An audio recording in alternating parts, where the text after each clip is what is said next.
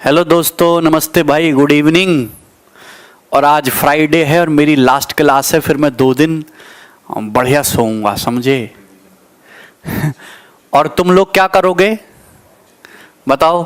तुम लोग टाइम खराब करोगे अपना सोशल मीडिया पे, ऐसा बिल्कुल ना करें, ठीक है ना। सोशल मीडिया का बस एक ही यूज होता है, अपनी आवाज उठाया करो वहां पे, है ना। सरकार को बताओ कि हमारी ये डिमांड है, ये चीज पूरी करी जाए। और आप लोग रिवीजन करो, पढ़ाई करो, दूसरी आपके पास कोई चॉइस नहीं है, ठीक है भाई। हाँ, सीएचएसएल का पेपर टाइम से तभी होगा जब तुम बोलोगे। सरकार पढ़ाई लिखाई, जहां से सरकार को टैक्स का कलेक्शन हो रहा है वो पेपर तो जल्दी जल्दी करा दे रही है, और जहां सरकार को नौकरी देनी पड़ रही है, अपनी जेब से पैसा तनख्वाह देना पड़ रही है, उस एग्जाम को सरकार लटकाए पड़ी है। तो ये तो भेदभाव है आपके साथ, समझे कि नहीं समझे। तो जहां हो, फेसबुक पे, यूट्यूब पे, इंस्टाग्राम पे, सोशल मीडिया पे, ट्विटर पे खासकर, करते रहो करते रहो करते रहो, ठीक है। क्रांतिकारी बनना पड़ेगा। क्रांतिकारी हैं हम। जिस हिसाब से आजकल का लाइफ स्ट्रक्चर है, क्रांतिकारी तो पहले क्या होता था, 100 साल पहले लोगों के जीवन का बस एक ही मकसद था, खाने को मिल जाए बस, है ना, क्योंकि खाना ही सबसे बड़ी चीज होती थी। और आजकल प्रायोरिटी बहुत ज्यादा बढ़ गई है भाई। तो क्रांतिकारी ही बनना पड़ेगा, आगे चलें। ट्विटर वाले क्रांतिकारी बनो बस, उससे ज्यादा बन भी नहीं सकते। इधर देखिए, ये सवाल बहुत बेहतरीन है, बहुत शानदार सवाल है। ये एक शानदार सवाल है जिसमें परसेंटेज का यूज किया गया, एक लैंग्वेज बेस्ड क्वेश्चन है, ये किसी फिक्स टाइप का सवाल नहीं है। अगर आप इस सवाल को बेसिक से करोगे तो सवाल बहुत लेंदी हो जाएगा, लेकिन अगर आप इस सवाल को डायरेक्ट करोगे तो सवाल जल्दी तो होगा, लेकिन उसमें आपको दिमाग ज्यादा लगाना पड़ेगा। अब देखते हैं, 2 नंबर हैं आपके पास, 2 नंबर हैं। जब फर्स्ट नंबर को 160% बढ़ाते हैं तो ऑब्टेन्ड नंबर 86 लेस है सेकंड नंबर से। ओके, अगर हम फर्स्ट नंबर को 110 बढ़ाते हैं तो ऑब्टेन्ड नंबर 200 कम है सेकंड नंबर से। तो बताइए दोनों नंबर का सम क्या है। देखिए, आपके पास 2 नंबर है, फर्स्ट नंबर, ये सेकंड नंबर। ध्यान से सुनिएगा, यहां जो पहली वाली लाइन, जो दूसरी वाली लाइन है वो ज्यादा इंपॉर्टेंट है कि अगर हम पहले नंबर को 110 बढ़ा दें तो भी ये सेकंड नंबर से 200 कम है। Second then the obtained number is 200 less than the second number. Find out the sum of 2 numbers. इसका मतलब आप समझ रहे हो कि दोस्तों, अगर आप फर्स्ट नंबर को 110 बढ़ा भी दो तो भी ये जो नंबर आएगा ये सेकंड नंबर से 200 कम ही रहेगा।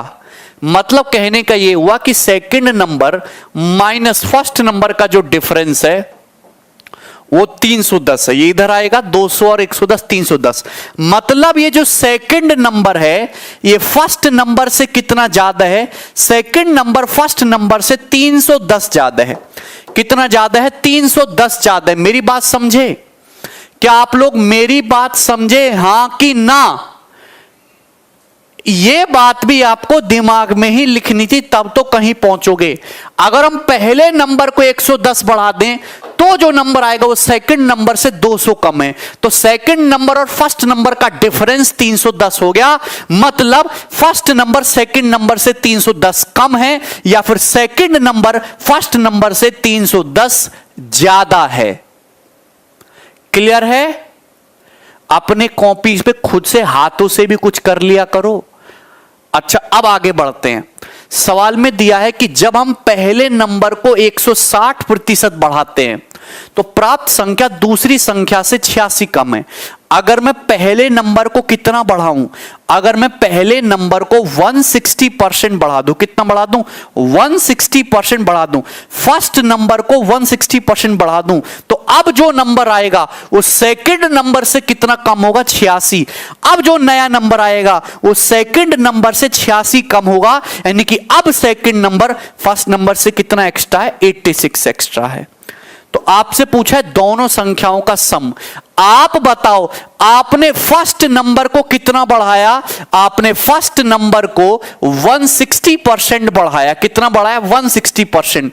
तो पहले ये नंबर दूसरे नंबर से 310 कम था, आज ये नंबर दूसरे नंबर से 86 कम है, यानी कि आपने कितना बढ़ाया, 160%। डिफरेंस कितने का आया, पहले ये 310 कम था, आज 86 कम है, तो डिफरेंस कितने का आया मेरे प्यारे भाइयों, डिफरेंस आया 10 में 6 गया 4 और 11 एक 10 में से 8 गया तो 224। तो फर्स्ट नंबर का 160% 224 है। तो फर्स्ट नंबर का 10% कितना आ जाएगा, 16 से काट लो, 16 एकम 16 और ये कितना बच जाएगा तुम्हारा, 16 चौका 64, 10% 14। तो फर्स्ट नंबर का 100% 140। तो फर्स्ट नंबर का 100% यानी कि खुद फर्स्ट नंबर, खुद पहला नंबर 140 आ गया, पहला नंबर 140 आ गया। आपसे पूछा दोनों संख्याओं का सम बताइए, तो सेकंड नंबर इससे 310 ज्यादा है, तो सेकंड नंबर कितना आ जाएगा, 450, 450। तो फर्स्ट नंबर और सेकंड नंबर का सम कितना आ जाएगा, 590, और 590 ही सवाल का आंसर था। बताइए, हम हमेशा एक चीज देखते हैं कि परसेंटेज में कितना डिफरेंस आया और वैल्यू में कितना डिफरेंस आया। ये पहला नंबर है, इसको 160% बढ़ाया तो फर्स्ट नंबर में इतना चेंज आया। पहले ये नंबर दूसरे नंबर से 310 कम था, आज ये नंबर दूसरे नंबर से 86 कम है, तो यानी कि डिफरेंस कितने का आया, यहां डिफरेंस आया 160%, यहां डिफरेंस आया 224। तो फर्स्ट नंबर का 160% 224, तो 10% 14, 100% 140। तो फर्स्ट नंबर का 100% 140, यानी कि फर्स्ट नंबर 140, सेकंड 450। तुम्हारी समझ में नहीं आएगा, मुझे तुम पे पूरा भरोसा है। आगे चलिए, ये इस सवाल को करने का शॉर्ट और बेस्ट मेथड था। वेरिएबल लेके करोगे, एक्स वाई लेके कोई फायदा नहीं होगा एग्जाम में, बेसिक से नहीं करना है, ठीक है।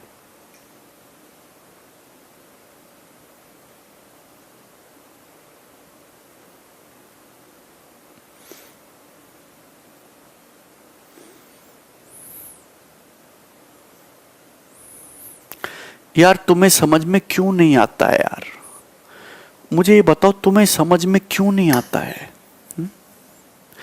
आप लोग दिमाग क्यों नहीं लगाते हो? दिमाग लगाओगे तो ही जिंदगी में कुछ होगा।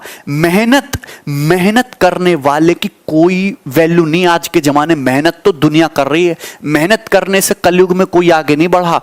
दिमाग जो लगाएगा ना वही आगे बढ़ा, ठीक है ना। मेहनत करोगे तो कुछ नहीं होगा जिंदगी में, दिमाग लगाओगे तो ही होगा जिंदगी में। आपके पास दो नंबर हैं, फर्स्ट नंबर और सेकंड नंबर। सवाल में यह दिया है कि यदि हम पहली संख्या को 110 बढ़ाएं तो नंबर जो आता है वो दूसरी संख्या से 200 कम है। अगर पहली संख्या को 110 बढ़ा भी दूं तो भी ये दूसरी संख्या से 200 कम है। मतलब पहला नंबर दूसरी संख्या से 310 कम है, यानी कि सेकंड नंबर फर्स्ट नंबर से कितना ज्यादा है, 310 ज्यादा है। अगर आप ऐसे समझना चाहो तो ऐसे समझ लो, पहले नंबर को 110 बढ़ाओ तो भी सेकंड नंबर से 200 कम आ रहा है। मतलब पहला नंबर सेकंड नंबर से कितना कम है, 310 कम है। ये बात समझ में आ गई? ये बात समझ में आ गई कि नहीं समझ में आई? फर्स्ट नंबर को अगर मैं पहले नंबर को 160% बढ़ा दूं तो जो नंबर आएगा 160% बढ़ाने के बाद वो नंबर सेकंड नंबर से कितना कम है, 86 कम है।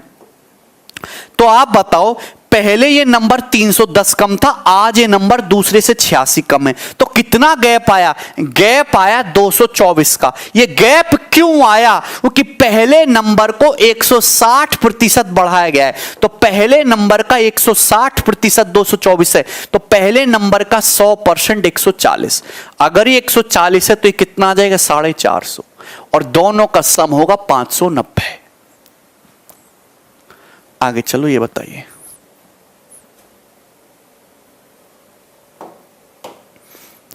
सवाल बहुत बढ़िया सवाल है।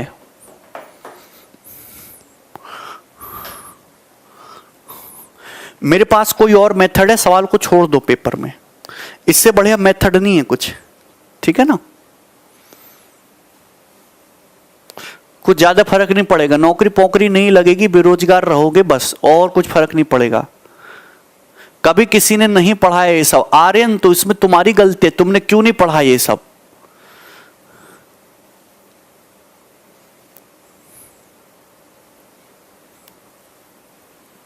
बताइए। ए जो है बी से 20% ज्यादा है, बी सी से 25% ज्यादा है, सी डी से 60% कम है, डी जो है ई से 20% ज्यादा है। इस इंफॉर्मेशन से कौन सा ऑप्शन ट्रू है? अब यार यहां पे तो A D, E A, D B, C A सब रिलेट कर दिया। क्या करा जाए? अब क्या करा जाए? ए बी से 20% ज्यादा है, ए बी से 20% ज्यादा है, बी सी से 25% ज्यादा है, सी डी से 60% कम है, डी जो है ई से 20% ज्यादा है। तो भैया यहां जो सबसे लास्ट चेन है वो ई है। डी जो है ई से 20% ज्यादा है, मतलब ई अगर 100 है तो डी कितना है? 120 है। डी कितना है? 120। एक एक लाइन देखो, अगली लाइन सी जो है डी से 60% कम है, सी जो है डी से 60% कम है, मतलब सी डी का 40% है। 120 का 40% यानी कि ये आ जाएगा 48। आगे चलते हैं। बी जो है सी से 25% ज्यादा है, बी सी से 25% ज्यादा है। 48 का 25%, 48 का 25% 12 होता है, तो 48 से 12 ज्यादा यानी कि 60 हो गया। ये आ गया 60। ए जो है बी से 20% ज्यादा है, 60 से 20% ज्यादा है, 60 का 20% 12 होता है, तो 12 ज्यादा। ए आ गया 72। देखो एक ही लाइन में आ गया बिना करे। ठीक है दोस्त, आगे चलते हैं। तो आप ये देख लो कौन सी बात सही है। डी जो है बी से 60% कम है, डी बी से कम तो नहीं है, गलत बात। ई ए से 28% ज्यादा है, ई ए से 28 यूनिट ज्यादा है, परसेंटेज में नहीं। ए इज 40% लेस देन डी। ए जो है डी से 40% लेस है, तो ए लेस है डी से। कितना लेस है? 48। 120 से 72 कितना लेस है? 48। तो 48 लेस है, तो आप बताओ 120 का 48 कितना होता है? 40%। बिल्कुल सही बात, यानी कि ये वाला ऑप्शन एकदम सही है, सी ऑप्शन। सी ऑप्शन एकदम सही है। ए जो है डी से 40% लेस है, 120 का 40% 48 होता है, 48 लेस है, यानी कि 120 का 60% है, ए 72। तो सी ऑप्शन सही है।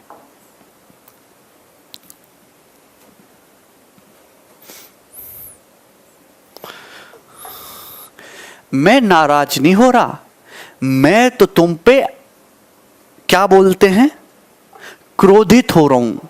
क्रोधित, मैं तुम्हें वज्र से प्रहार करना चाहता हूं तुम्हारे ऊपर। नाराज तो हल्के फुल्के होते हैं, ठीक है ना। मैं तो प्रतिशोध लेना चाहता हूं तुमसे।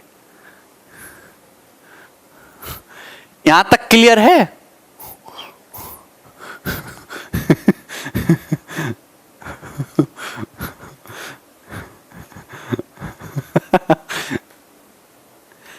रेशो से, काजल रेशो से मत करो, 100 मान के भी इजीली हो जा रहा है, ठीक है ना।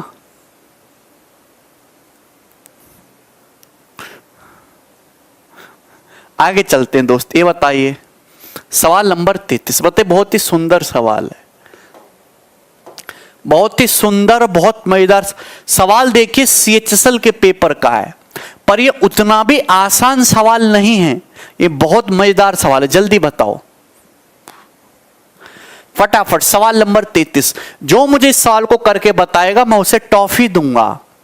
बताओ मेरे प्यारे भाइयों, बताइए।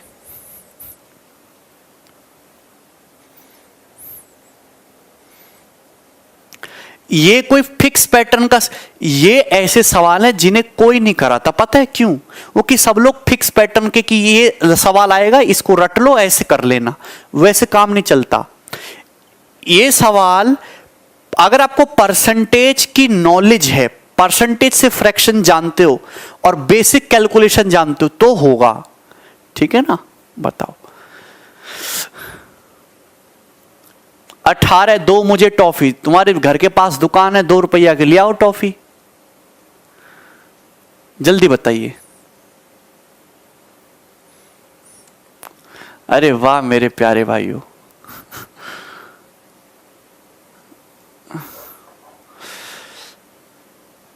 अरे रविंदर,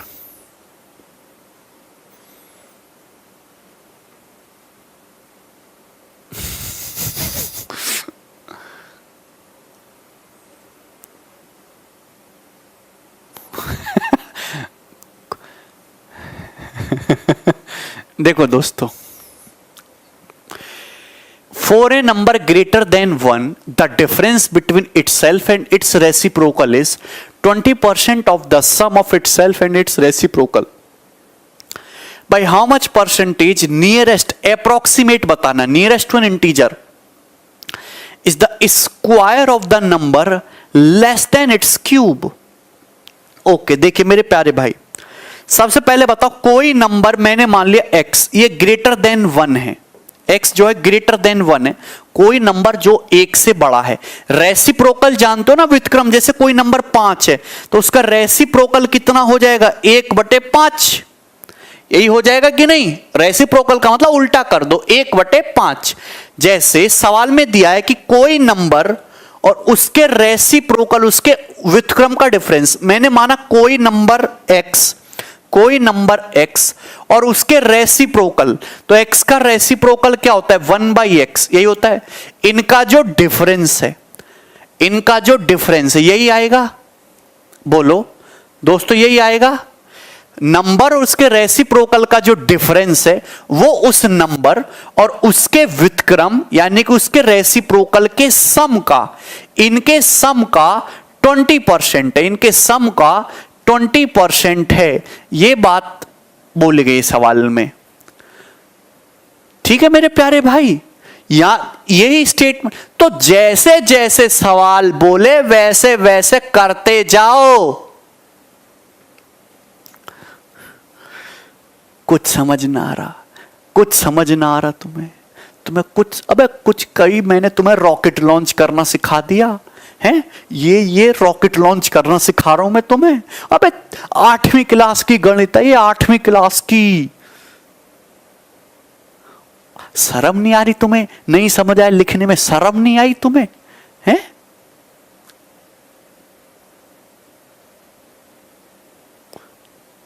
रॉकेट की नोक पे बिठा के लॉन्च कर दूंगा तुम्हें।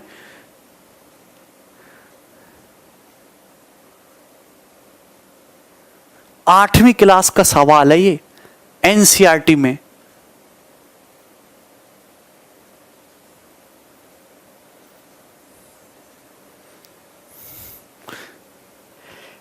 तुम्हें रेसिप्रोकल भी बता दिया मैंने, तुम्हें डिफरेंस ही बता दिया। नंबर और उसके रेसिप्रोकल का डिफरेंस मतलब घटाना, उस नंबर और उसके रेसिप्रोकल के सम का 20% है। 20% का मतलब क्या होता है? 1/5।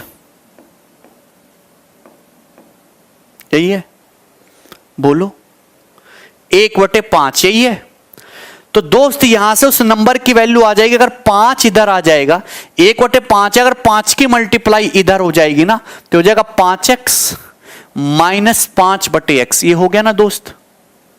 अब देखो x इधर आएगा, 5x minus x 4x equal minus का 5/x उधर चला जाएगा, 1/x प्लस 5/x 6/x।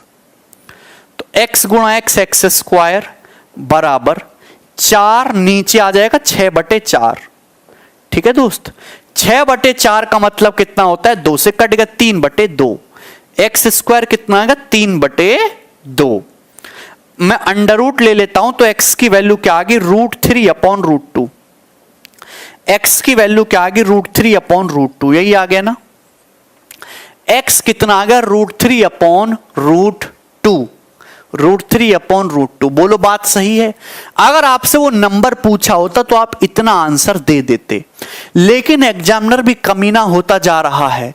वो नहीं पूछ रहा नंबर, वो तो ये पूछ रहा है बाई हाउ मच परसेंटेज, कितने प्रतिशत से is the square of the number less than it's cube. उस नंबर का स्क्वायर उस नंबर के क्यूब से कितना प्रतिशत कम है। एक्स का स्क्वायर एक्स के क्यूब से कितना परसेंट कम है, यह पूछा है आपसे। तो मैंने तुमसे एक बात बोली थी, परसेंटेज मोर या लेस निकालना हो तो हमेशा रेशियो ले लो। नीतीश कह रहे मन नहीं लग रहा। नीतीश तुम्हारा मन लगाता हूं मैं।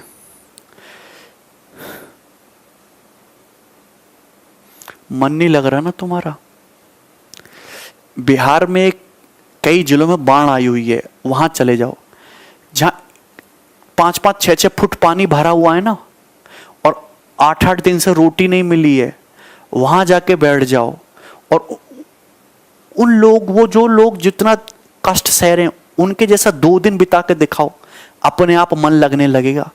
तुम्हारे माँ बाप ने तुम्हारा कैरेबिल लैब पे एडमिशन करा दिया, पढ़ रहे हो, कॉपी है तुम्हारे पास, बढ़िया सवाल है, और तुम्हारा मन नहीं लग रहा है। सुई चुबा दूं तुम्हारे, मन लगेगा तुम्हारा। करंट लगा देता हूं ऐसे, खूब मन लगेगा, उछले उछले डोलोगे। बताओ।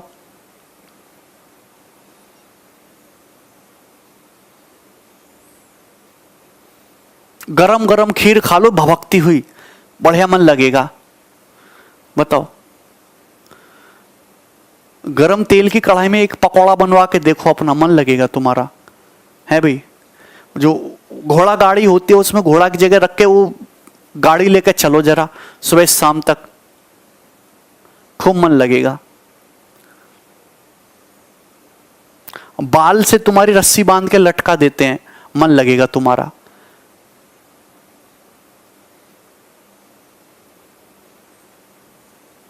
तुम्हारी उंगली ऐसे सीधे, इसको ऐसे पीछे ना टेढ़ा कर देते, पीछे की तरफ सीधे कर देते हैं, मन लगेगा।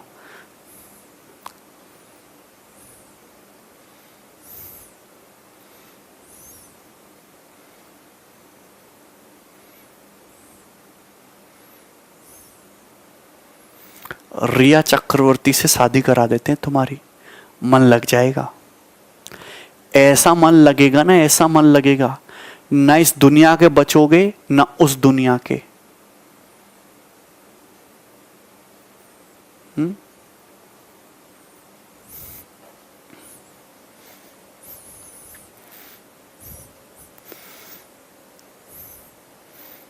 इधर देखो, सवाल में यह पूछा है बताइए कि इस नंबर x का स्क्वायर उसके क्यूब से कितना परसेंटेज कम है। तो x का स्क्वायर x क्यूब से कितना परसेंटेज कम है। तो परसेंटेज कम या ज्यादा निकालने के लिए रेशियो ले लो। ये बेस है और ये आपसे पूछा है क्या ले लो, रेशियो। ये आया ratio, x cube ratio x square. आप जानते हैं एक्स स्क्वायर से एक्स क्यूब में एक्स स्क्वायर कट जाए, क्या आएगा? X ratio 1। क्या आएगा? X ratio 1। बताइए, आप खुद बताओ मुझे, x कितना है? √3/√2। x क्या है? √3/√2। ये रख दीजिए, रेशियो क्या है? √3/√2। √3 रेशियो √2 आया। मतलब मैं आपसे कहना चाहता हूं कि उस नंबर के क्यूब और उस नंबर के स्क्वायर का जो रेशियो है, जो अनुपात है, वो √3/√2 आ गया। क्या आ गया? अनुपात √3/√2 आ गया। x रेशियो 1, x का मतलब ये रहा, ये आ गया रेशियो √3/√2। बोलो, समझ में नहीं आ रहा होगा, मुझे तुम पे पूरा भरोसा है मुझे तुम पे कि तुम नहीं समझ सकते। √3 का क्या मान होता है? अप्रॉक्स 1.732। √2 का √2 की अप्रोक्स वैल्यू क्या होती है? 1.414। ये √3 √2 इरेशनल नंबर है, इनकी अप्रोक्स वैल्यू ये होती है 1.732, √2 की 1.414। एक बच्चा मुझे ऐसा भी मिला था जो कह रहा था सर रेशियो है ना, रूट से रूट काट दो आसान हो जाएगा। तो मैंने उसको मैंने दंडवत प्रणाम किया और नोबेल प्राइज के लिए उसका नाम आगे बढ़ाया है मैंने, ठीक है ना। तो ये √3 रेशियो √2 आया। ऐसी दुर्लभ बातें मुझे आपसे सीखने को मिलती हैं, इसके लिए मैं आपका सदा आभारी हूं, ठीक है। तो ये √3 रेशियो √2 आ गया। क्लियर है दोस्त? तो आप बताओ √3 क्या होता है? अप्रोक्स 1.7 और √2 क्या होता है? अप्रोक्स 1.4। तो आपको सॉल्व नहीं करना, आप ये बताओ 1.7 से 1.4 कितना कम है? लगभग 0.3 कम है ना, 0.3। तो 1.7 का कितना परसेंट है? 0.3। देखो 1.7 का 20% 3.4 होता है, 1.7 का 20% 3.4 होता है, ये तो 0.3 है, मतलब 20% से तन्नक्सा कम। एक ही आंसर पॉसिबल था, 18% आंसर।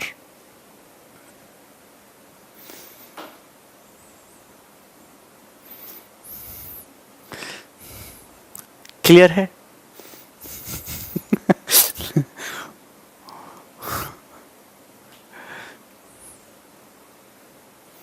आगे चलें।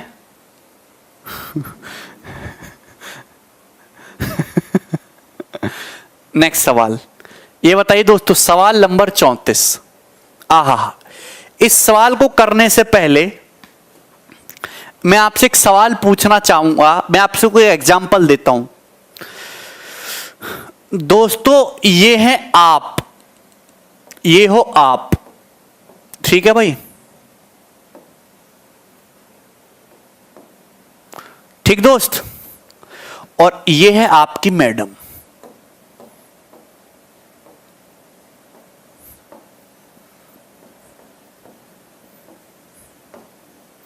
ठीक है।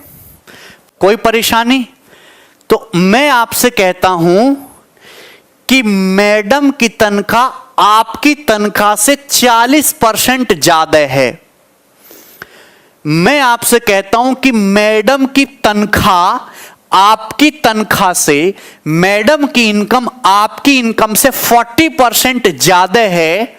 तो आप बताओ आपकी इनकम मैडम की इनकम से कितना परसेंट लेस है, कितना परसेंट कम है? बताइए।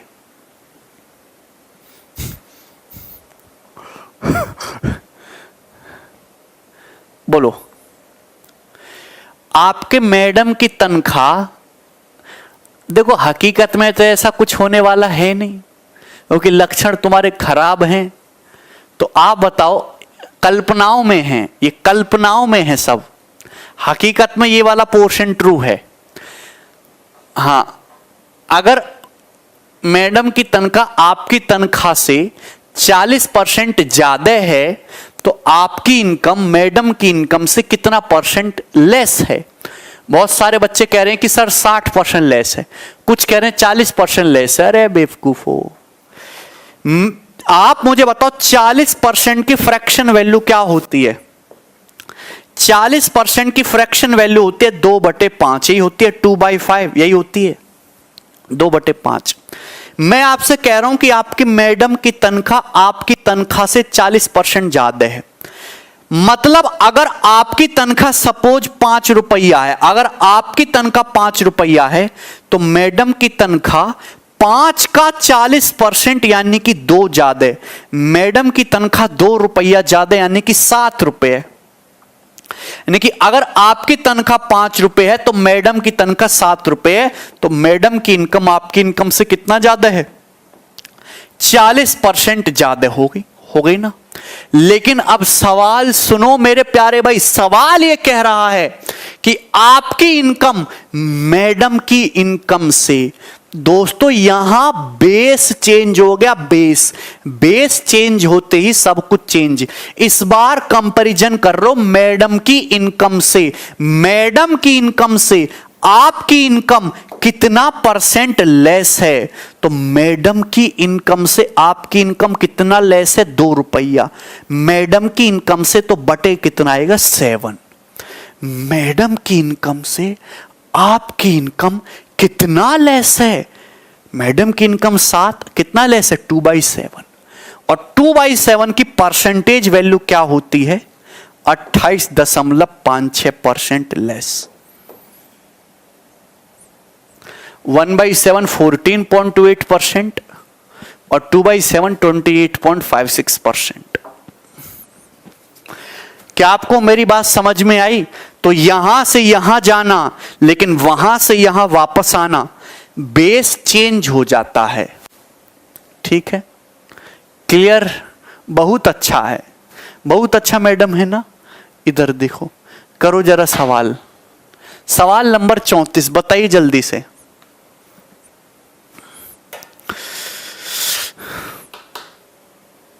वाह विश्वनाथ वाह।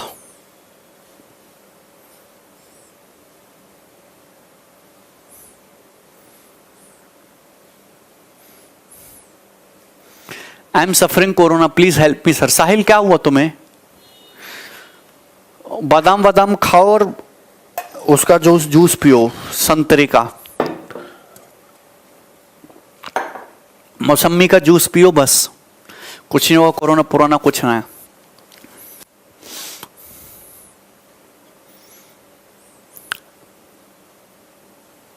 देखिए, ए की इनकम बी की इनकम से 24, ए की आय बी की आय से 24% एक्स्ट्रा है, तो बी की इनकम ए की इनकम से कितना लेस है? तो देखते ही आंसर बता दोगे, पेन भी नहीं उठाओगे, डी ऑप्शन। नहीं समझे ना? ए की इनकम बी की इनकम से 24% अधिक है। 24% का फ्रैक्शन वैल्यू समझ रहे हो? 6/25, 24/100, 4 से 6/25। ए की इनकम बी की इनकम से, यानी कि बी की इनकम अगर 25 है तो ए की इनकम कितना है? 31 है, 6 ज्यादा है। तो सवाल में पूछा है बी की इनकम कितना लेस है ए की इनकम से? तो यहां 31 है ना, बटे 31। कितना लेस है बी की इनकम ए की इनकम से? 6 लेस है, 6/31। परसेंटेज निकालना है, 100 से गुणा करो, परसेंटेज का साइन लगाओ, 600/31%।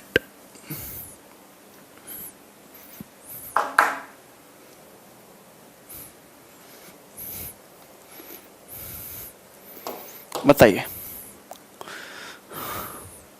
गोलू, बताओ सवाल नंबर 35।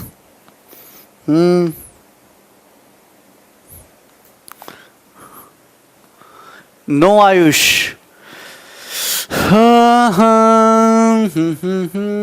वाह सौरभदीप, वाह वाह रोहित।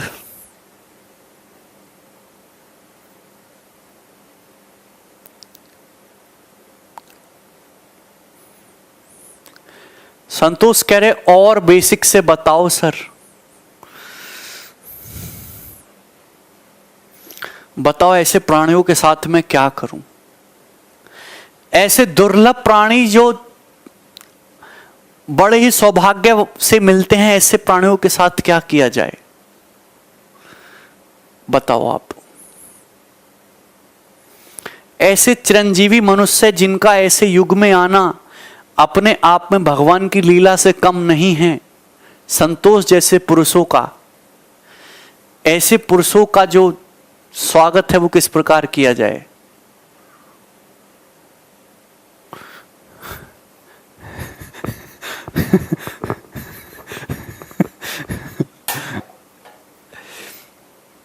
अनिल पूछ रहे एसएससी टीचर कैसे बने?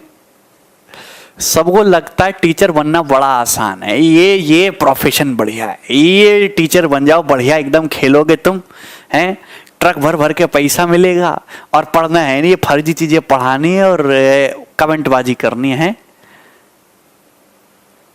बेटा टीचर बनना बहुत टफ काम है, अच्छा टीचर बनना बहुत टफ काम है, और सबसे भी टफ काम है यहां पे खड़े होके तुमको हैंडल करना।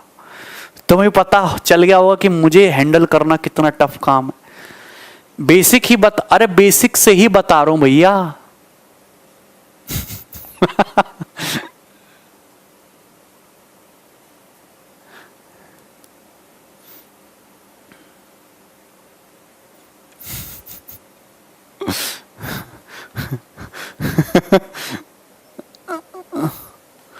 आया? सवाल में दिया है कि ए की इनकम बी की इनकम से 45% कम है। ये बेटा ए है, ये बेटा बी है। वेरी गुड, ए है, ये बी है। The income of A is 45%। 45% की फ्रैक्शन वैल्यू क्या होते हैं? 9/20। 5% 1/20 से 45% है 9/20।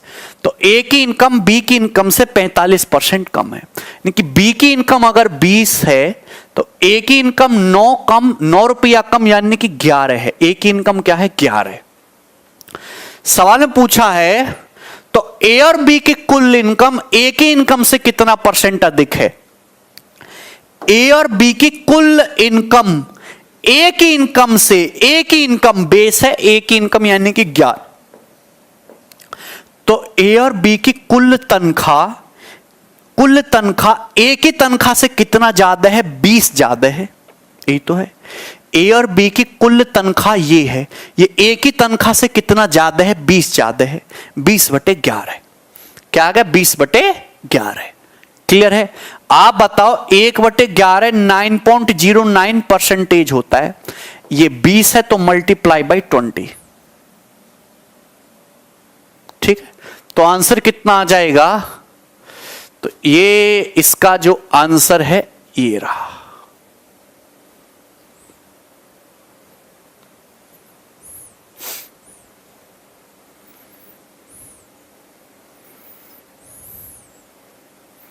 समझे? सबको समझ में आया? कोई प्रॉब्लम, कोई समस्या किसी प्रकार की नहीं? अभिषेक कोई तकलीफ नहीं है?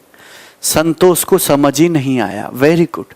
ए और बी की कुल इनकम 31 है, ए की इनकम 11 से 20 ज्यादा है। अल्टीमेटली ये पूछना चाह रहा था कि बी की इनकम ए की इनकम का कितना परसेंट है? 181.81%। 20/11 को ऐसे लिख सकते हो 1 + 9/11 ऐसे लिख सकते हो, और भी आसान रहेगा आपके लिए। 1 का मतलब 100%, 9/11 का मतलब 81.81%। कि 1/11 9.09 होता है, तो कितना आ गया? 181.81%। आगे चलें, नेक्स्ट ये बताइए।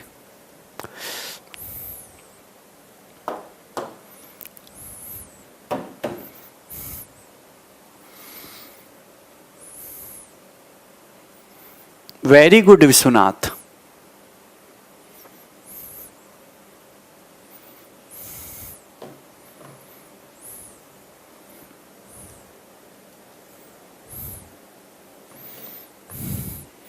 No repetition.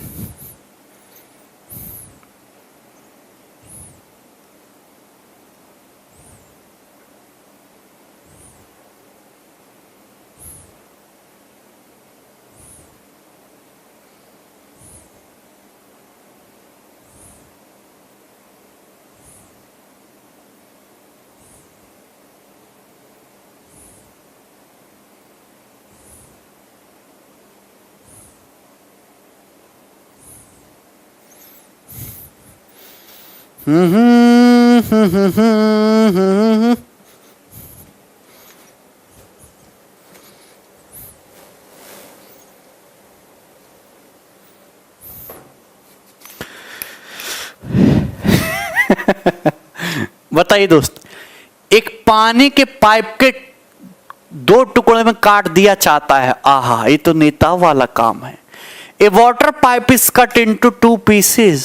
The longer piece is 64% of the length of pipe. By how much percent is the longer pipe, longer piece longer than the shorter? Okay. आपके पास एक बढ़िया पाइप था, इसके 2 टुकड़े कर दिए। ओके। सवाल में दिया कि जो लॉन्गर टुकड़ा है वो पाइप की कुल लंबाई का 64% है।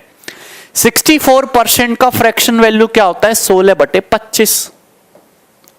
64% का फ्रैक्शन वैल्यू 16/25।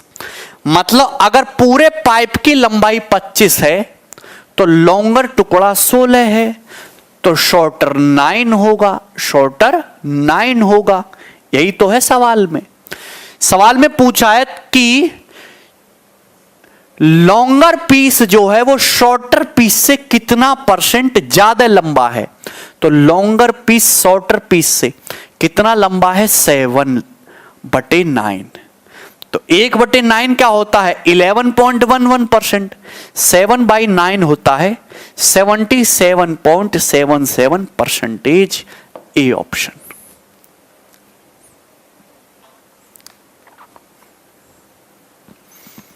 वेरी गुड दोस्तों, वेरी गुड। बताइए आगे। सवाल नंबर 37, कितना अद्भुत सवाल है, बताइए।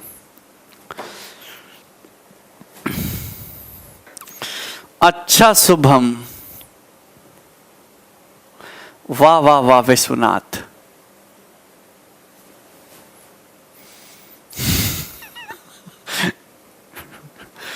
अजय कह रहे हैं आई लव यू। अजय भैया क्या ही कहें। कोई सॉन्ग सुनाओ आज आप सर। सॉन्ग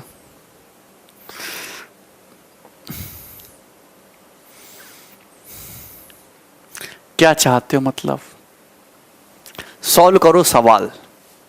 वेरी गुड दोस्तों। A number is increased by x%। To get back to the original number it is to be reduce by. किसी नंबर को x% बढ़ाया जाता है। जैसे सपोज कोई नंबर 100 है, इसको x% बढ़ाओ। 100 का x%, 100 का x% x ही होता है। कोई नंबर 100 है, अगर आप इसको x% बढ़ा दोगे तो 100 का x% 100 x होता है। तो नंबर क्या हो जाएगा? बढ़ के 100 + x हो जाएगा। तो आपसे पूछा है ओरिजिनल नंबर पे, to get back to original number it is to be reduce by. इस नंबर से ओरिजिनल नंबर पे वापस जाने के लिए कितना परसेंट घटाना होगा? तो 100 + x बेस है। कितना घटाना होगा? 100 + x से 100 पे वापस जाने के लिए x घटाना होगा, x रिड्यूस करना होगा। परसेंटेज में 100 से गुणा करो, परसेंटेज का साइन लगाओ। तो 100x/100 + x%, इतना रिड्यूस करना होगा।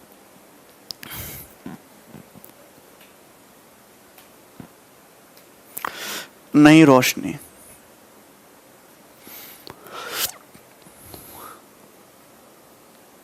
आगे चलते हैं। नेक्स्ट।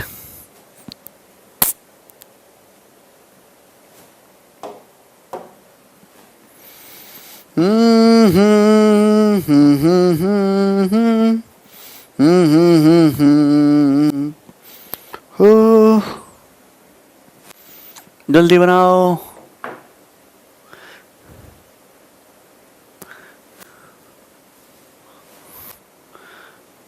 सर आज मौसम बड़ा बेईमान है, तो किसके साथ बेईमानी करोगे?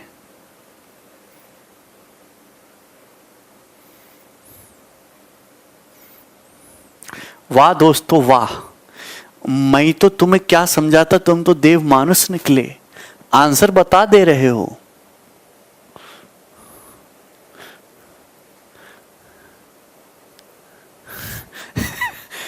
ए and B are 2 fixed point. ओहो हो, ए और बी 2 फिक्स पॉइंट है 5 सेंटीमीटर अपार्ट। ठीक। C J point on A B. C A B पर एक पॉइंट है such that A C is 3 if the length of A C. देखो ए और बी 2 फिक्स पॉइंट है, इस तरीके से हो गया कि ये ए है ये बी है। ए और बी 2 फिक्स पॉइंट है, फिक्स निश्चित कर दिया। सी इस पे एक पॉइंट है कि ए सी 3 है। तो आप बताओ एसी की लंबाई 3 सेंटीमीटर है और ए बी के बीच की दूरी 5 थी, मतलब ये 2 सेंटीमीटर है। 2 आप कहेंगे very good sir 2 centimetre. AC की लंबाई 6% बढ़ जाती है तो सीबी की लंबाई कितना कम हो जाएगी? एसी की लंबाई 6% बढ़ गई, 6%। तो यानी कितना बढ़ गई? 3 का 6%, यानी कि टोटल कितना हो गया? 18। तो इसको कितना रिड्यूस कर देंगे? 9%। 2 का 9%। D option. नहीं समझे ना?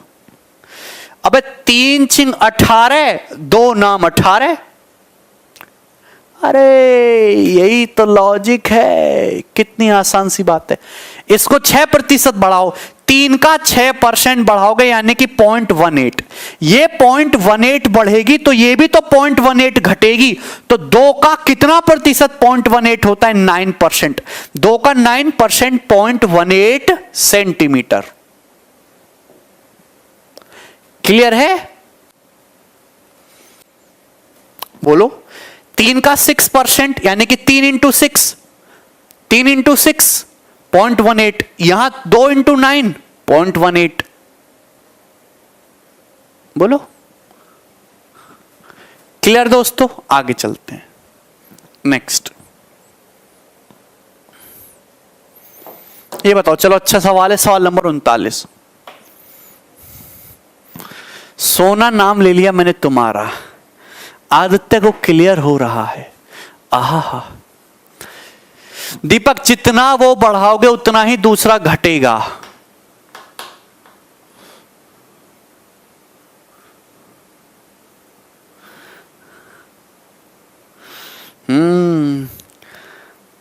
बोलो। गोलू बताओ बेटा। गोलू सो रहा है, सोता रहता है।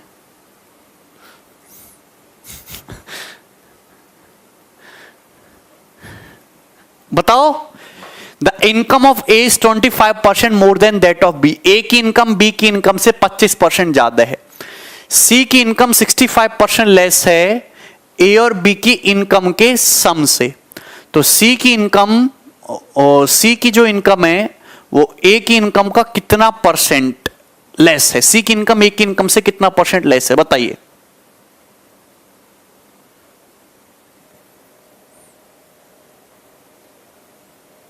बहुत आसान सवाल है दोस्तों। ये हो गया ए, ये हो गया बी। आप कहेंगे वेरी गुड सर, ए की इनकम बी की इनकम से 25% ज्यादा है। 25% का मतलब 1/4 होता है फ्रैक्शन में। ए की इनकम बी की इनकम से 25% ज्यादा है, मतलब बी की इनकम अगर 4 है तो ए की इनकम 1 ज्यादा है यानी कि 5 है। यही हो गया। सवाल में यह दिया है कि सी की जो इनकम है वो ए और बी की इनकम के सम से 65% लेस है। हां, तो ए और बी की इनकम का सम हो गया 9। ए और बी की इनकम का सम क्या हो गया? 9। तो सी की जो इनकम है ए और बी के सम यानी कि 9 से 65% लेस है। 65% लेस मतलब 9 का 35% है यानी कि 9 का 0.35 है। 0.35। तो आपसे पूछा है सी की इनकम ए से कितना कम है, तो भैया सी और ए का रेशियो ले लो। रेशियो से ही सारे दुख दूर होंगे। रेशियो से ही पॉइंट हटाई के 2 जीरो बढ़ाएंगे। 5 से जाएगा 100, 5 से जाएगा 7, 7 नाम 63। तो ए से सी की इनकम, ए की इनकम 100 है, अगर बेस 100 है, 100 पे जो भी चेंज है डायरेक्ट परसेंटेज, 100 से 63 कितना कम है?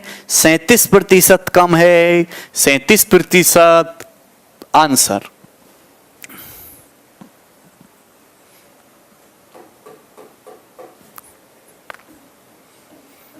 कपिल सुनाओ भाई। वाह वाह वाह, आगे चलते हैं, बताइए।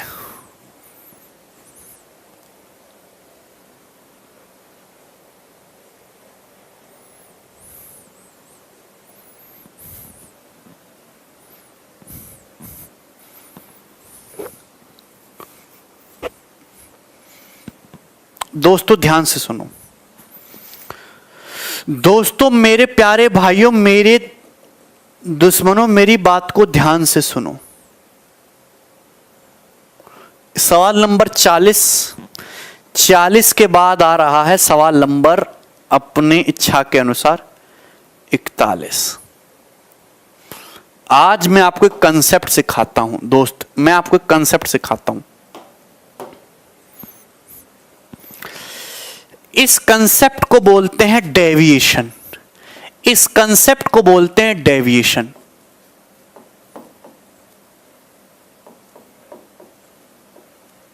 डेविएशन,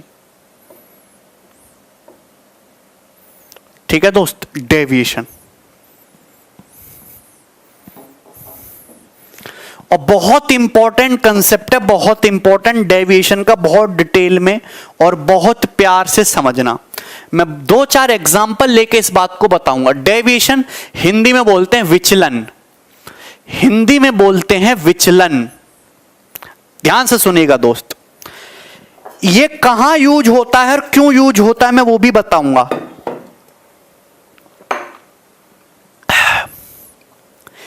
जब आपको ओवरऑल इफेक्ट निकालना हो, जब आपको ओवरऑल इफेक्ट निकालना हो, तब डेविएशन यूज किया जाता है। आप बताइए कि आपको कोई भी डाटा दे रखा है, ये डाटा, ये डाटा, ये डाटा दे रखा है। इस डाटा को किसी परसेंट से चेंज किया, इसको किसी परसेंट से चेंज किया, बताओ नेट कितना चेंज आया, नेट कितना चेंज आया, ये मैं आपसे पूछना चाहता हूं। जैसे मेरे प्यारे भाई, आप ये बताओ मेरे दोस्त कि एक क्लास में या एक फैमिली में चावल पे खर्च होता है, राइस पे, दाल पे खर्च होता है और सब्जी पे खर्च होता है। एक फैमिली पे चावल पे खर्च होता है, दाल पे खर्च होता है और सब्जी पे खर्च होता है। ठीक है भाई, ध्यान से सुनते रहना, बहुत ही इंपॉर्टेंट चीजें जो मैं आपको बताने वाला हूं। ठीक है भाई, चावल पे खर्च अगर 7 यूनिट है तो दाल पे जो खर्च है दोस्त वो 12 यूनिट है और सब्जी पे जो खर्च है वो 6 यूनिट है, 6। ये रेशियो हो गया दोस्तों। ये किसका रेशियो है? ये एक्सपेंडिचर का रेशियो है। ये किसका रेशियो है? एक्सपेंडिचर का रेशियो है। मेरी बात को समझते रहना, एक्सपेंडिचर का रेशियो है।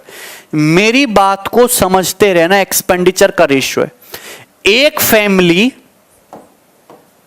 यहां पे मैं कर लेता हूं 13 और यहां कर लेता हूं मैं 5। अब ठीक है।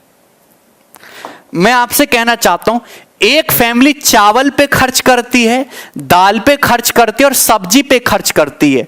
तो चावल पे, दाल पे और सब्जी पे जो खर्च हो रहा है अमाउंट, उस खर्चे का रेशियो मुझे पता है, 7:13:5 है। मतलब चावल पे अगर 7 रुपया खर्च कर रही है तो दाल पे 13 रुपए खर्च कर रही है और सब्जी पे 5 रुपए खर्च कर रही है। ये रेशियो हो गया एक्सपेंडिचर का, राइस पे, दाल पे और सब्जी पे। ये सक्सेसिव नहीं है शिखर। अब आप बताओ, राइस पे जो खर्चा है, राइस पे जो खर्चा है वो 17% बढ़ गया। वो कितना बढ़ गया? 17% बढ़ गया। 17% कितना बढ़ गया? 17% बढ़ गया। फैमिली का दाल पे जो खर्च है, फैमिली का दाल पे जो खर्च है वो 20% बढ़ गया। कितना बढ़ गया? 20%। 20% बढ़ गया। बोलो मेरे प्यारे भाई, समझते रहे ना। फैमिली का सब्जी पे जो एक्सपेंडिचर है, सब्जी पे एक्सपेंडिचर वो 19% बढ़ गया। वो कितना बढ़ गया? 19% बढ़ गया। तो मैं आपसे पूछना चाहता हूं, फैमिली का ओवरऑल एक्सपेंडिचर कितना बढ़ गया? ओवरऑल खर्चा कितने प्रतिशत बढ़ गया? ओवरऑल एक्सपेंडिचर, फैमिली का कुल खर्चा कितने प्रतिशत बढ़ गया? देखिए, एक फैमिली चावल पे पैसा खर्च करती है, दाल पे खर्च करती है, सब्जी पे खर्च करती है। चावल पे जो भी खर्चा हो रहा था वो 17% बढ़ गया। चावल का खर्च 17% बढ़ गया, दाल का खर्च 20% बढ़ गया, सब्जी का खर्च 19% बढ़ गया। मैं आपसे पूछता हूं, बताइए कि पूरी फैमिली का ओवरऑल खर्चा, ओवरऑल एक्सपेंडिचर कितने % बढ़ा? ये पूछा है। बताओ कैसे करोगे?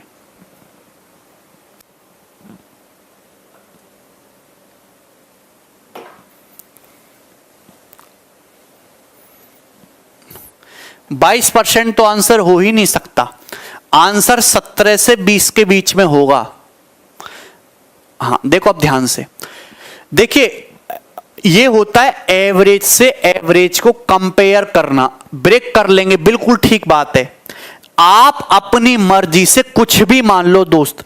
आप देखो, आप ये बताओ कि ये चावल पे खर्च बढ़ा 17%, दाल पे खर्च करा बढ़ा 20% और सब्जी पे खर्च बढ़ा 19%, तो मैक्सिमम क्या है 20 और मिनिमम क्या है 17 और ये है 19। तो ओवरऑल एक्सपेंडिचर जो भी होगा फैमिली का, ओवरऑल खर्चा जो भी होगा, ओवरऑल परसेंटेज इंक्रीज जो भी होगा वो 20 और 17 के बीच में होगा, मैक्सिमम और मिनिमम के बीच में ही आने वाला है आंसर 100%। तो भैया आपको यहां एवरेज से कंपेयर करना होता है। मैंने ये मान लिया, आप कुछ भी मान लो, अपनी मर्जी से कुछ भी मान लो। मैंने ये मान लिया सपोज फैमिली का खर्चा, क्या मान लो, सपोज फैमिली का खर्चा 18% ही बढ़ा है। मैंने मान लिया कि फैमिली का खर्चा 18% बढ़ेगा, सपोज ओवरऑल क्या मान लिया 18 मान लिया कि सपोज फैमिली का खर्चा 18% बढ़ गया, तो आप बोलोगे ठीक है सर, पर एवरेज से कंपैरिजन करना ही डेविएशन है। ये बताओ यहां खर्चा कितना बढ़ा है 17%, तो एक कम है ना, ये 1% कम है। तो यहां 7 का 1%, 7 इंटू 1 माइनस का 7।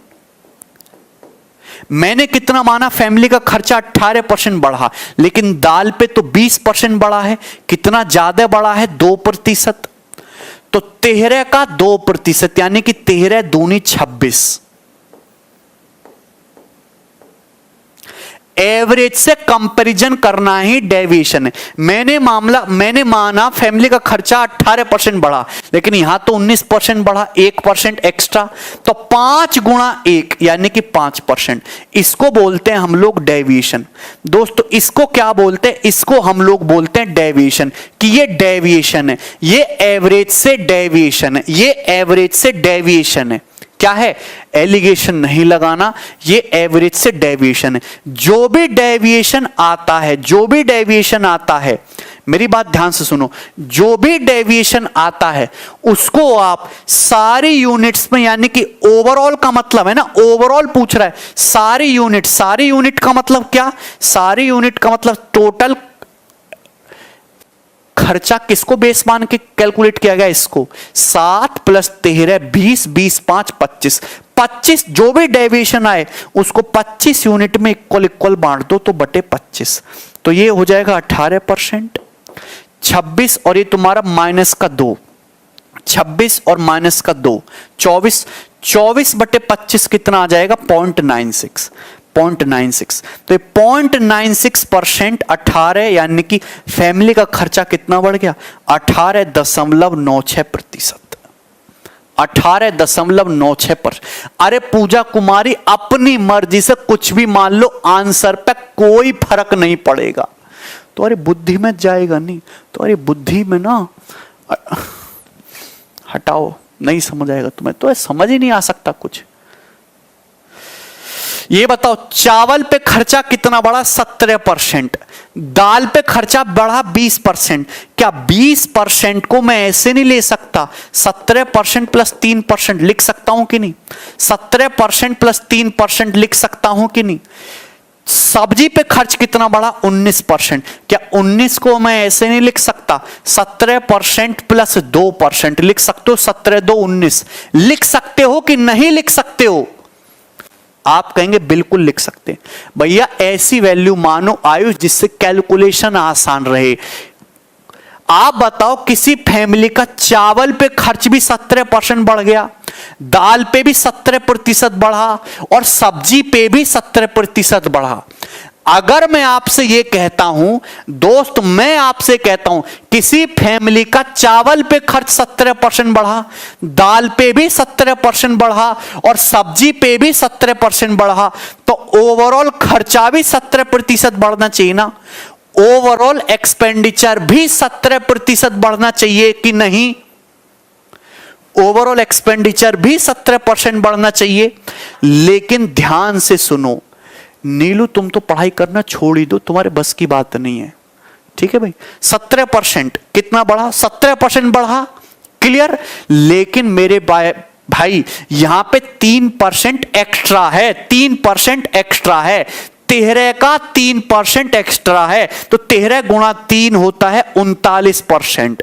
यहां 2% एक्स्ट्रा है, तो 5 का 2% होता है 10%। ये आया, ये आया कि नहीं?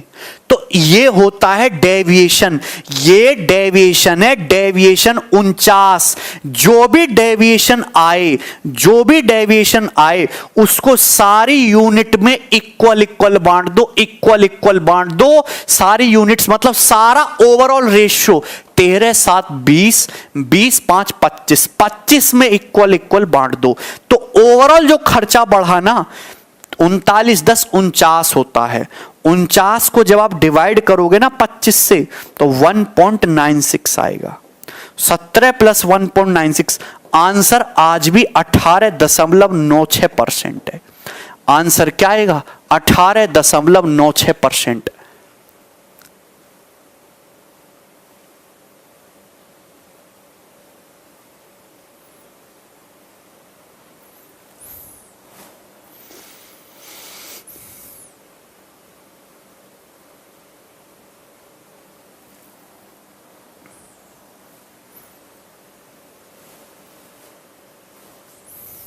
नहीं समझे?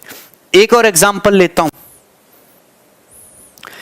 3 बंदे हैं ए बी और सी। 3 बंदे हैं ए बी सी, 3 बंदे हैं ए बी सी। इनकी इनकम, ध्यान से सुनना, इनकी इनकम का जो रेशियो है वो 5:7:8 है। या इनकी इनकम का जो रेशियो है 5:7:8 है। 3 बंदे हैं ए बी सी, इनकी इनकम का रेशियो 5:7:8 है। कैसे भी कर लो, इनकम का रेशियो 5:7:8 है। बात समझ में आई? आप बताओ, ए की इनकम 14.7% बढ़ गई, बी की इनकम 11.7% बढ़ गई। ठीक है भाई? आप बताओ सी की इनकम 18.7% बढ़ गई, 18.7%। तो आप ये बताइए कि ओवरऑल एक्सपेंडिचर, ओवरऑल इनकम, तीनों की कुल तनख्वाह कितने प्रतिशत बढ़ जाएगी? एक परिवार में 3 बंदे हैं कमाने वाले ए बी सी, उनकी कमाई का रेशियो ये है, उनकी इनकम का अनुपात ये है। ए की तनख्वाह इतना प्रतिशत बढ़ गई, बी की तनख्वाह इतना बढ़ गई, सी की तनख्वाह इतना प्रतिशत बढ़ गई। तो बताओ पूरी फैमिली यानी कि ए बी सी की कुल इनकम कितना परसेंट बढ़ जाएगी? ए बी सी की कुल इनकम कितना प्रतिशत बढ़ जाएगी? बताइए, बोलो। ओवरऑल परसेंटेज इंक्रीज क्या होगा?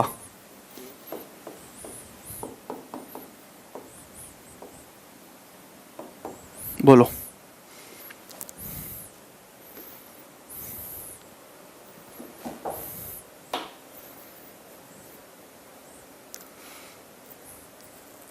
सोच समझ।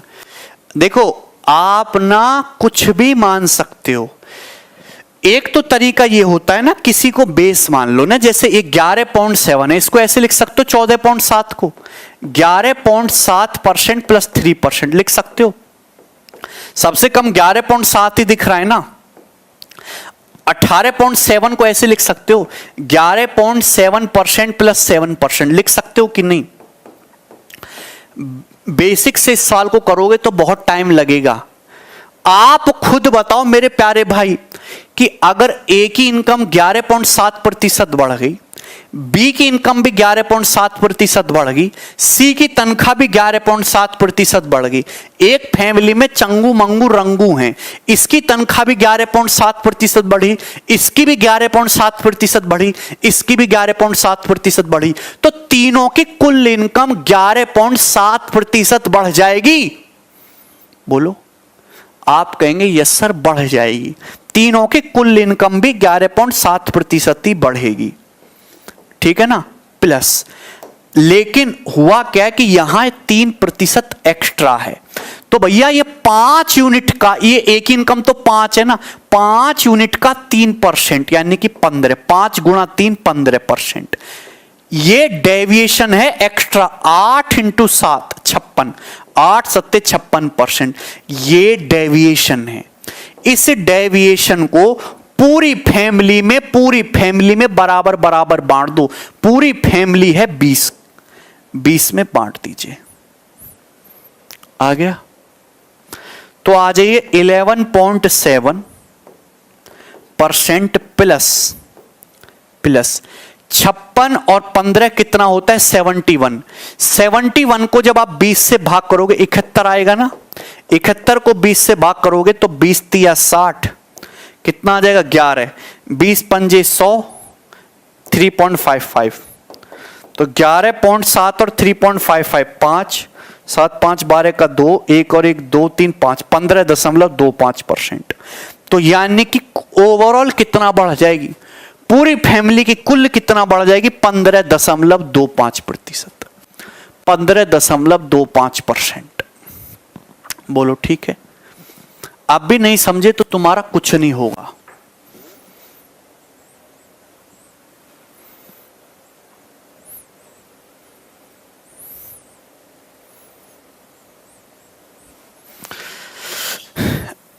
इस तरह इसको ऐसे भी कर सकते हो यार।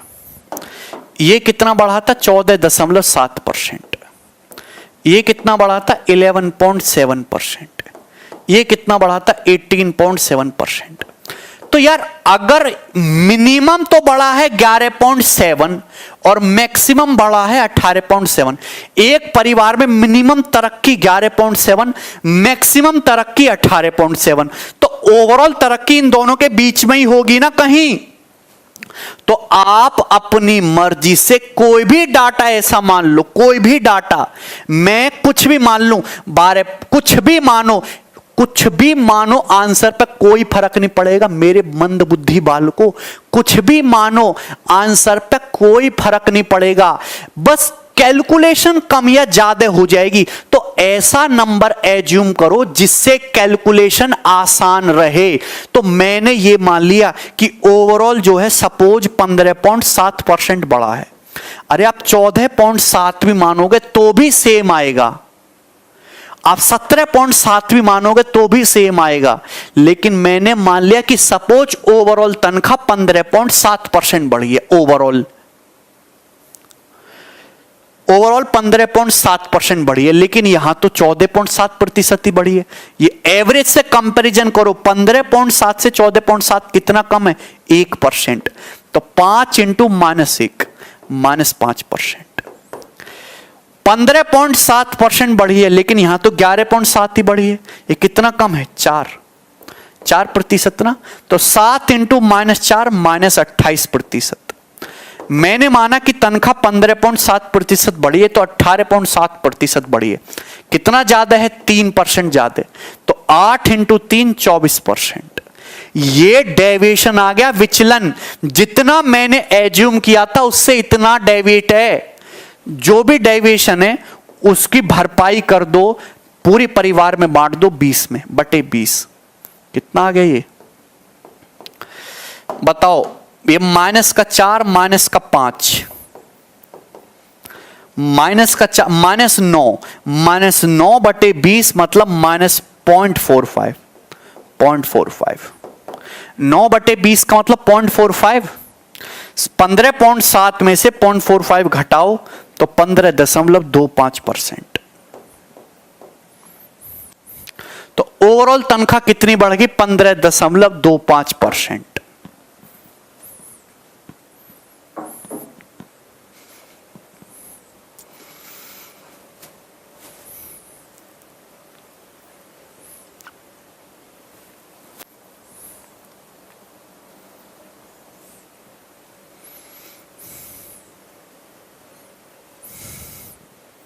आगे चलते हैं।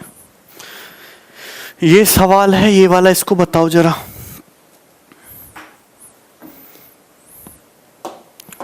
देखो ध्यान से। The income of A 40% more than that of B. A की तनख्वाह बी की तनख्वाह से 40% ज्यादा है। ए की तनख्वाह 25% बढ़ गई, ए की तनख्वाह बी की तनख्वाह से 40% ज्यादा है। मतलब अगर बी की 5 है तो ए की इनकम 7 है। 7 ये रेशियो आ गया इनकम का। ये ए और बी की इनकम का रेशियो आ गया 40% ज्यादा है ए की इनकम बी की इनकम से।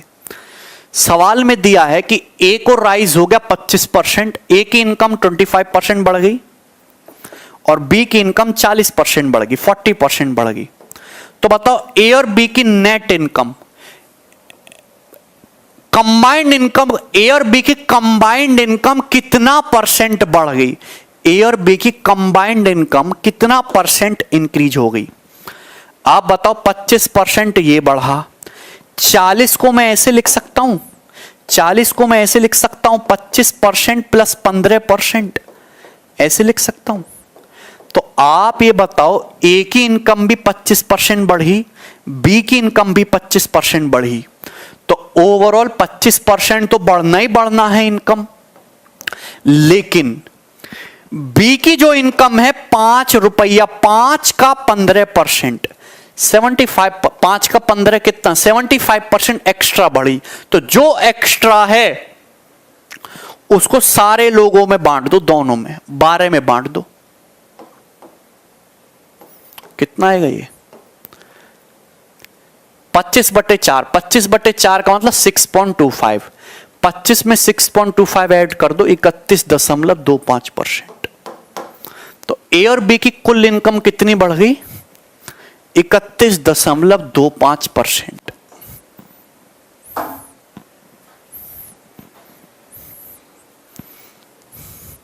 ये डेविएशन मेथड है, डेविएशन।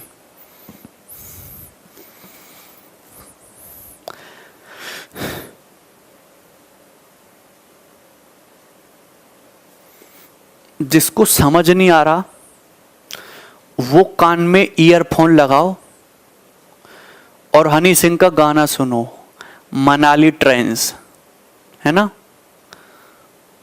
समझे? तो कौन सा गाना है?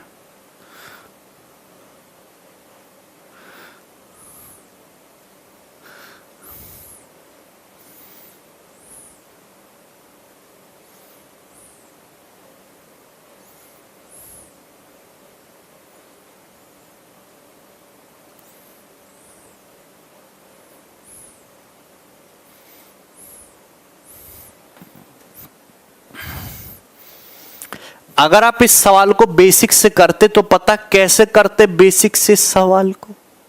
नीलू बेटा तुम समझ लो, ये है भाई।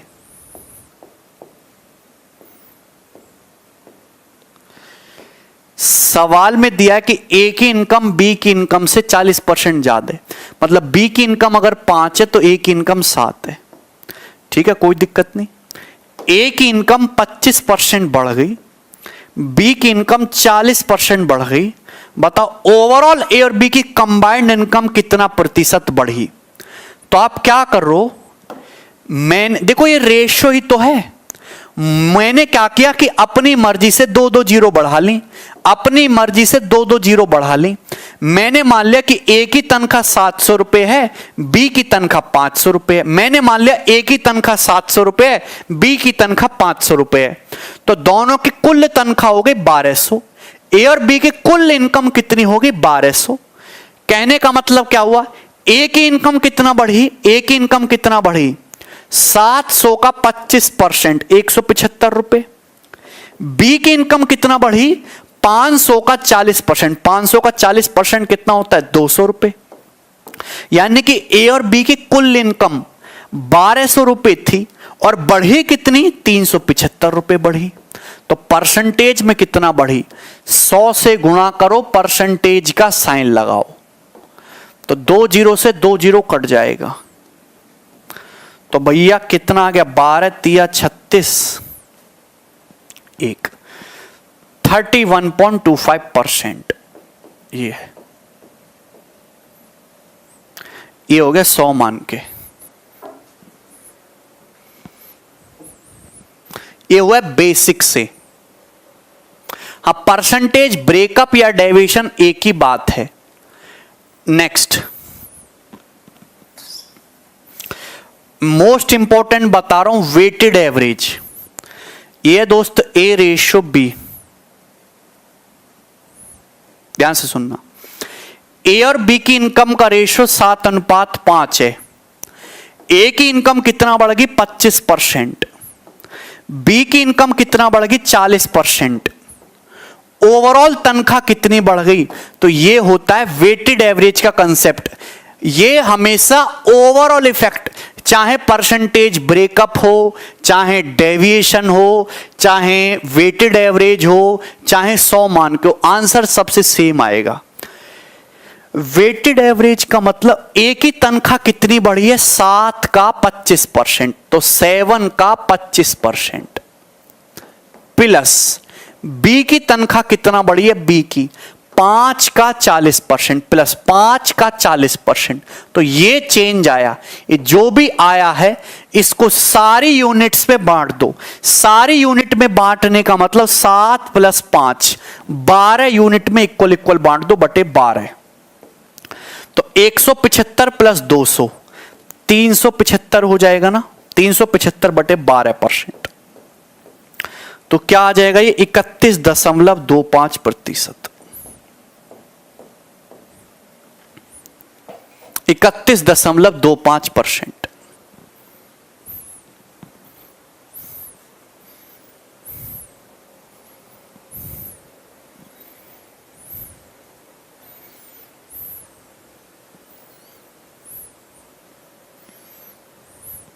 तो जब भी आपको ओवरऑल, तीनों सेम ही हैं अनुपम, जब भी आपको ओवरऑल इफेक्ट निकालना हो तो आप कुछ भी लगा सकते हैं।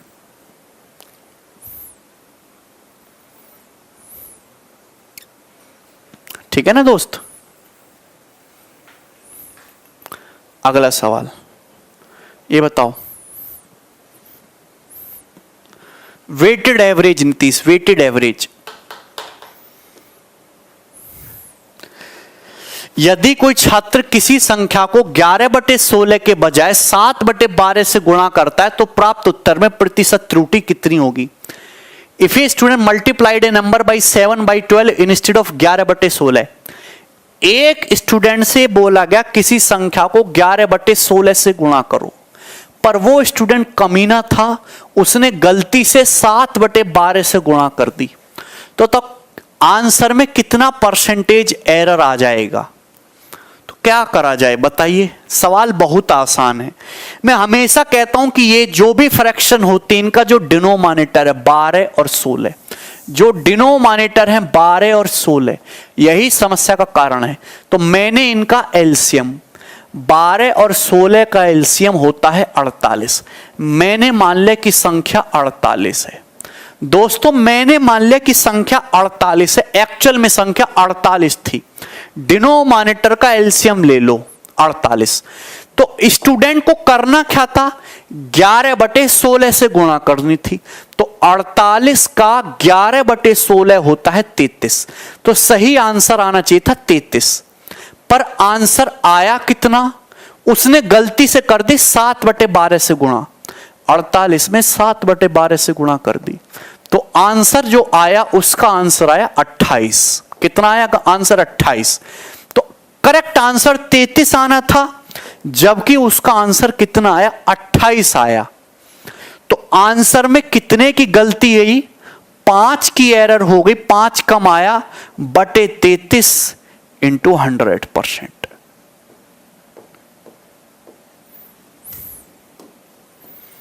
बोलो ठीक है ना। यहां तक क्लियर है दोस्त। 100 से गुणा करो, परसेंटेज का साइन लगाओ। देखिए 33 से 100 ये 3 बार कट जाएगा ना, 33 या 99 होता है लगभग 3 बार, 3 पंजे 15। आंसर 15 से तन्नक्सा बड़ा आएगा। ये नहीं है, ये नहीं है आंसर, ये भी नहीं है, यही हो सकता है बी ऑप्शन।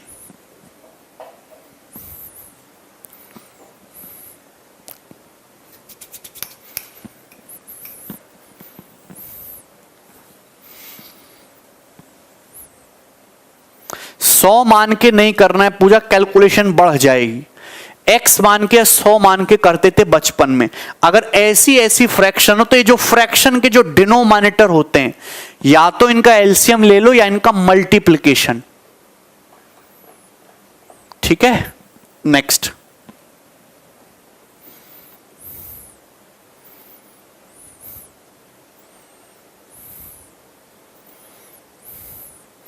बताइए, बेहतरीन सवाल आ चुका, जल्दी बताओ।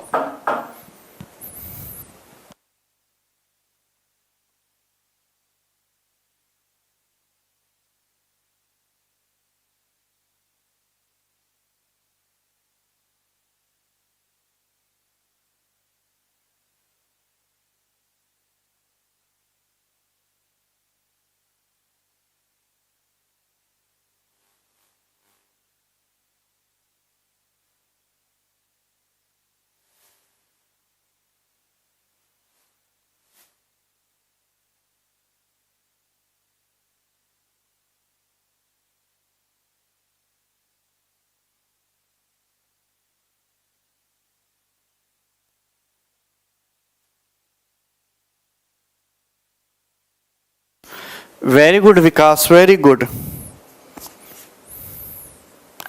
देखिए, एक कॉन्स्टिट्यूएंसी में, ये बस डायरेक्ट सवाल है, कुछ नहीं है। एक कॉन्स्टिट्यूएंसी में 55% of total number of voters male and the rest are female. यहां मैं मेल लिख रहा हूं, यहां मैं फीमेल लिख रहा हूं।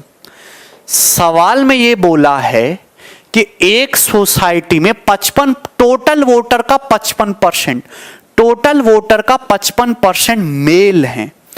तो टोटल यानी कि टोटल तो 100% होता है, 100% में से 55% आदमी हैं, तो बाकी का 45% औरत हैं, फीमेल हैं, बाकी का 45% फीमेल हैं।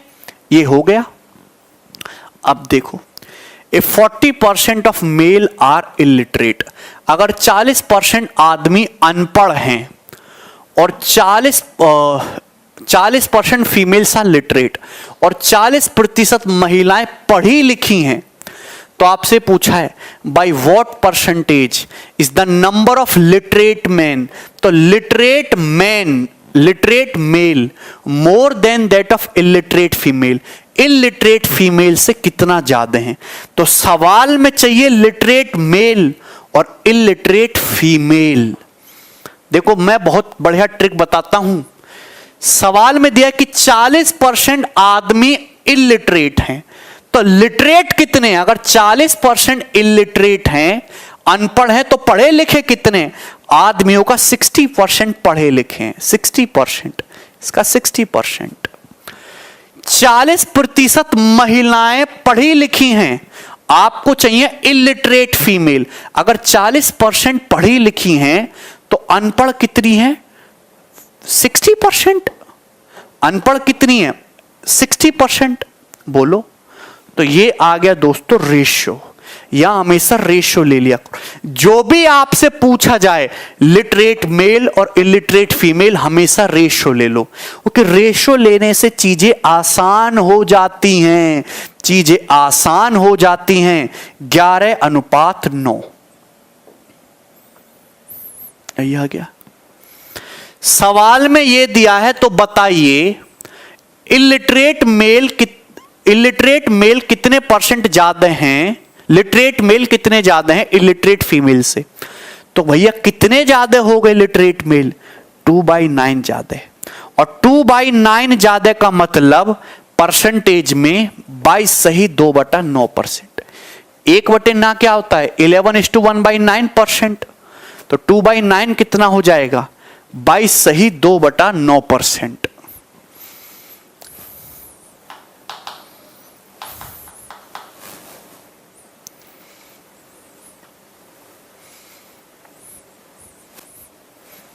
ठीक, आगे चलते हैं।